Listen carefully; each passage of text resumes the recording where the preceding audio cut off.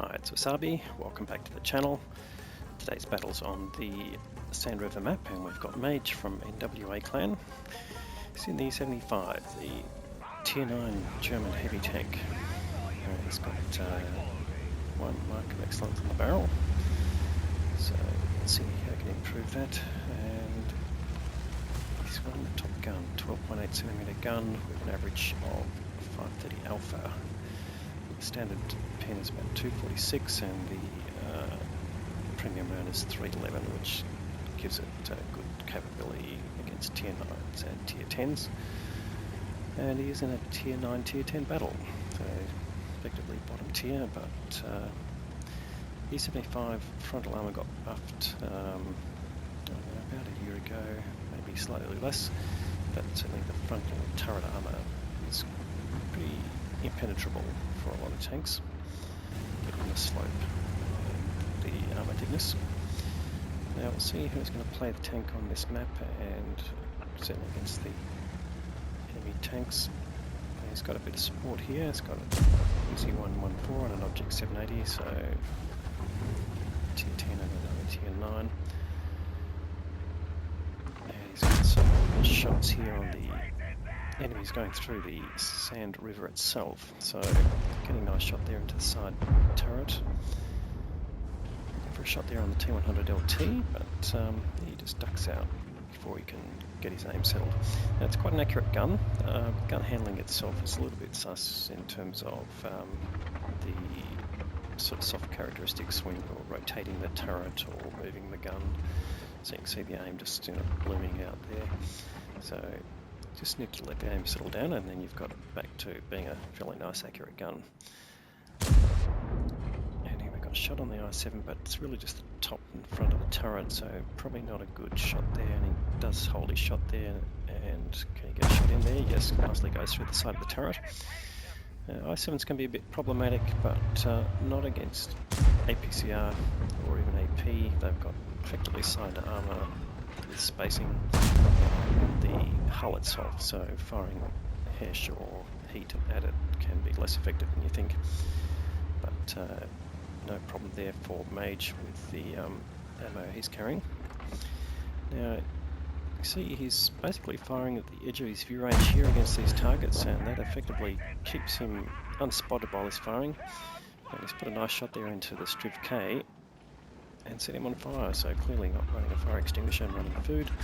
And he's got 579 hit points of damage just out of the fire, which probably a bit slightly more than he got out of the actual shot. Oh no, nice hole roll actually, 614.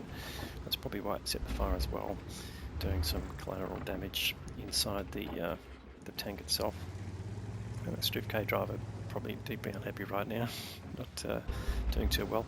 But they did lose their Charger 4, who had pushed up a bit too far, and really, because of the undulations of the terrain here, they're not really supporting. Ooh, nice ricochet there off the front of the WZ114. It's nice to see those effects there.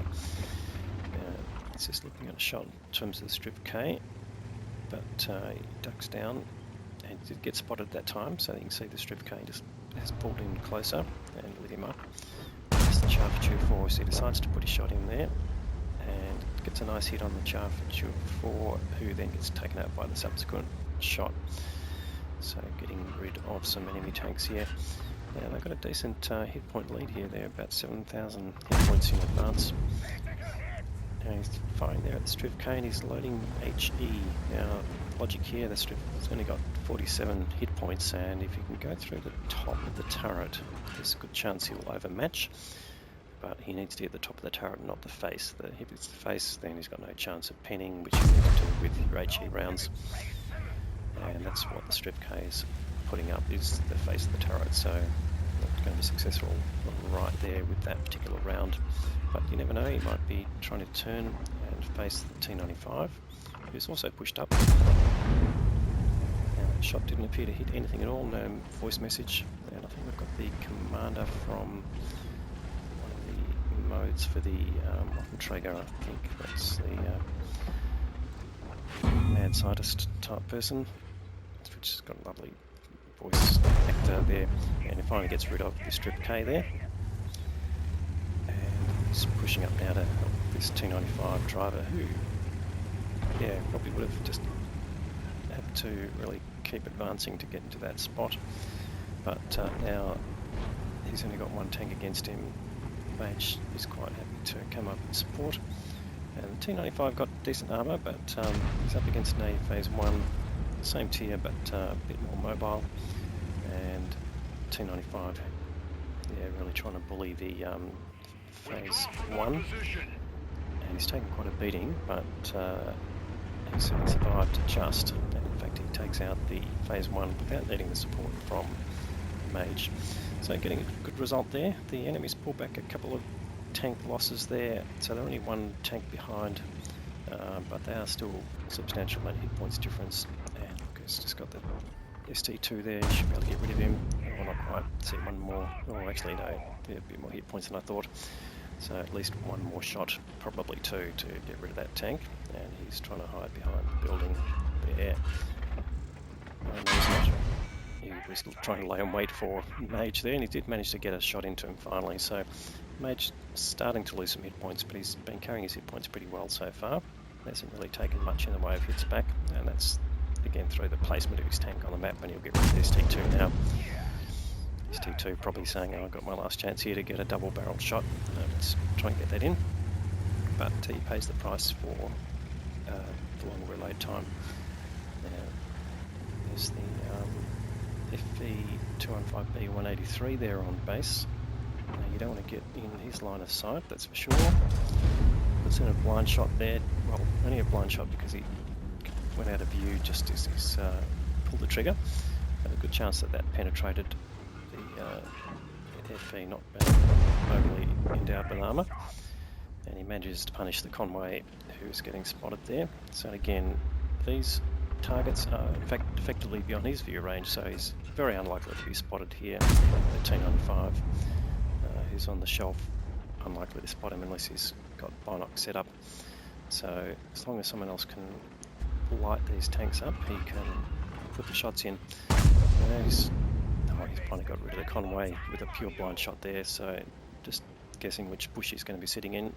So good knowledge of the map paying off there. And his team, however, they've basically come back to equilibrium. They've got 2 tanks in advance, but they're only just about the same number of hit points available to each side now, so they've got to play this a bit more carefully than perhaps they were before. And here we go, Char for Chur 4, and the FE, now the FE gets taken out, puts a nice shot into the Char, and the WZ114 probably will take care of him, but he's certainly getting some spotting points here. And the Char for Chur 4 not moving really a lot, so is he going to get punished again? He should be. Well, I didn't get rid of him, but maybe that shot didn't hit. So you can see Mage here deciding not to push too far. He wants to stay and keep that target on the edge of his view range as long as he can. As soon as he can spot that Char, then he's going to get spotted himself, and he doesn't want to get into any sort of crossfire. But nonetheless, they have pulled back some of the hit point gap, and now they've got a bit of a lead again. So there's only 4 enemy tanks left, and there's the Char for Chur 4. And he may have hit him actually, he's only on 295, so he's just got the top of the turret side facing. He's going to pay the price for that. That's that gun accuracy we were talking about. And just as he moves forward, he takes a hit from the T95, which bounces, but he does take a hit from the T110E4, being a tier 10 TD. Yeah, pretty awesome gun on that tank. So now you've got two 295s against each other, 2 Doom Turtles, and that's not succeeding. Hopefully that means the enemy T95 is fired, and he won't be able to fire for a little while. Although he might just be able to take a hit from the T95. T95 backing up, and he might well be reloaded by the time Mage gets there, so he just holds back, lets the other T95 advance, and you might just catch him coming out. Yep, tracks him, doesn't do any damage, but that allows his teammate to put in a full 725 shot on him, and Mage might be able to get another shot in here on the unarmoured parts underneath. No, it doesn't penetrate, unfortunately. And the T95 focusing on the other one, but he gets taken out by the better player. Now, interestingly, the Team 100 LT is behind, not taking any shots, so I don't know what's going on here. Who's he lighting up? He bounces the shot coming in from Mage, but he does take out the T95, so no, he was going for an aim, but he went for the lowest HP target, not quite sure why. But he's the last tank left alive, and Mage is chasing after him at a frenetic pace for an E75. Well, not really, it's going through sand, so that's holding him back. But will he get there before the base gets captured? Unlikely. But that won't worry him too much. He's got over 6,000 hit points of damage now, and that T100 LT just running away. Fires a shot in his direction, but unlikely to get through, and the capping will continue. We're not going to worry about this. There's even those 4 minutes to go. They may as well win the game and not try too hard. And Mage having a very good game as a result. So let's go and have a look at the detailed results. Okay, so we can see a fair bit more damage than we saw in the game. He ended up with just over 6.3 in the game, and now we're seeing 8.2. So it's about 4 blind shots that landed. So that's given the high caliber award for the most damage, and he's achieved 5 kills to go along with that, and the Ace Tanker Mastery Badge. So how did it go against for the team? 1660 base experience is a great level there, and well supported by the T95 that was on the same flank, who did over 5.5k of damage of his own and got 1204 base. So those 2 players really just pulled the enemy apart on that side. Object 780 that was on their side did 3k, and that was probably the other best tank there. And a few more damaging tanks there, but the rest of the team didn't do too well. Enemy team, Centurion we didn't see, must have been playing the other flank or in the middle, did 3.5k, and that was probably the best of the enemy team there, and he would have got close to Ace Tanker level with that performance there as well. In any case, great performance there from Mage and from Tan18, so shout out to them. And let's have a look at the detail and what it cost him. So 25 shots fired, pretty good output there for such a big gun. 22 direct hits, 16 penetrations. So it gave me his damage total. 1 splash damage, that was the HE shell that he killed the Strip K with. Shows up as, because it's HE, it shows up as splash damage. Received 4 hits and 2 of those penetrated, so he did bounce 2, which is good. Good performance of his armor, I should say.